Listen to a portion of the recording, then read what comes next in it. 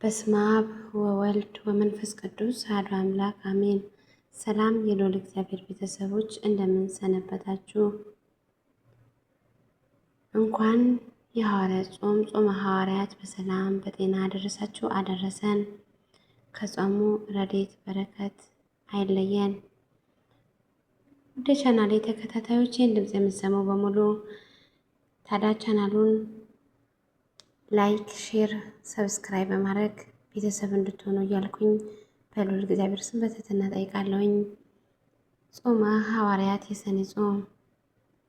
ጾመ ሐዋርያት የኢትዮጵያ ኦርቶዶክስ ተዋሕዶ ቤተ ክርስቲያን ለጾም ስርዓት ደንብ አውጥታ ዕድሜዋ ከ7 ዓመት ጀምሮ ክርስቲያን እንዲጾመውም ካወጣችው 7 የአዋጅ አጽዋማት ውስጥ አንዱ ከዐቢይ ጾም ቀጥሎ የሚጾመው ጾመ ሐዋርያት ነው።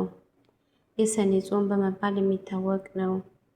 ይህም ጾም ለምን ይጾማል ካለን ጌታችን ለመዋዕለ ስብከቱ መነሻ ጾምን እንዳደረገ ሐዋርያትም አምላካቸው አብነት በማድረግ ጸጋ መንፈስ ቅዱስን ተቀብለው የወንጌል ቃልን ለማዳረስ ወደ ዓለም ከመሄዳቸው በፊት የጾሙት ጾም ነው። ቤተ ክርስቲያን ምዕመናን እነርሱን አብነት አድርገው ይጾሙታል።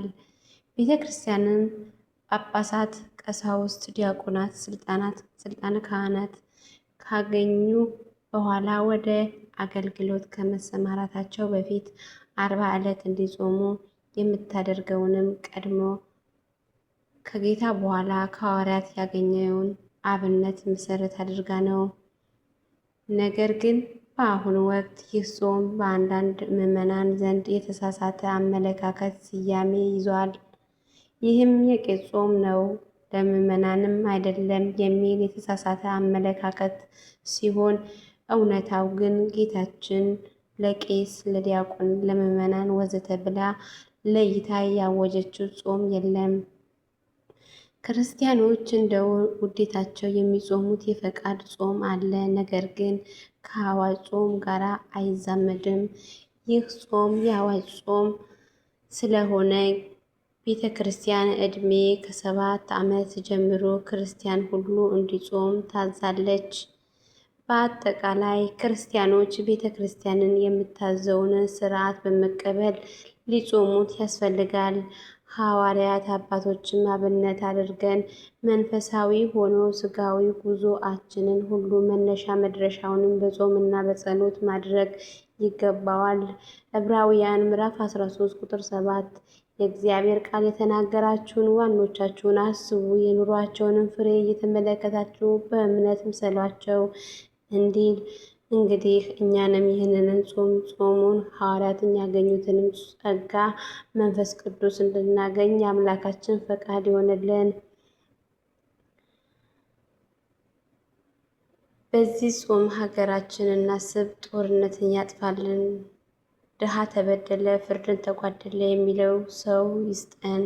ሰላም ለኢትዮጵያ ለሀገራችን ይሁን እያልን ሁላችንም በያለንበት እምነት እንጾም እንጸልይ።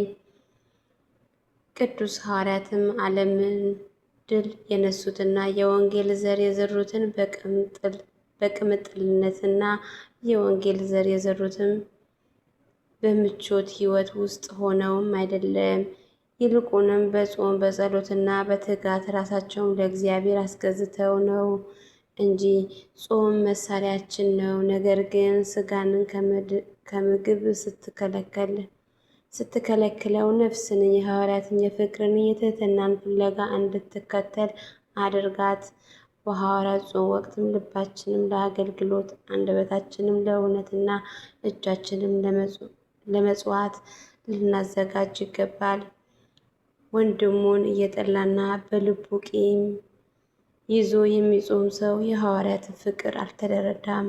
ጾምን ፍሬ የለውም። ስለዚህ ጾማችን ከቅዱሳን ጋር የሚያስተሳስረን የእውነት ንስሐ መጀመሪያም ይሆንልን። ቅዱስ ዮሐንስ አፈወርቅ። ውድ ቻናል ተከታታዮች ይህን ድምፅ የምትሰሙ በሙሉ ፕሊዝ ላይክ፣ ሼር፣ ሰብስክራይብ እያደረጋችሁ ላላዳመጡት እንዲያዳምጡ ለምዕመናን እንድታዳርሱልኝ እንድታበረታቱኝ እያልኩኝ በልዑል እግዚአብሔር ስም በትህትና እጠይቃለሁ። እስከ መጨረሻ ያዳመጣችሁ ውድ ቻናሌ ተከታታዮቼ አንድ መልእክት አስተላልፋለሁ። በመግቢያ የነበር ማስተላለፍ የፈለኩትኝ ዩቲዩብ ላይቭ እንዳልገባ አግቶኛል። ይህንን አካል ጊዜ ብሎ የቀን ገደብ ባይሰጠኝም ያው የሚያውቁትን ሳማክር 20 ቀን ድረስ ነው ዩቲዩብ ላይቭ የሚያግተው ብለውኛል።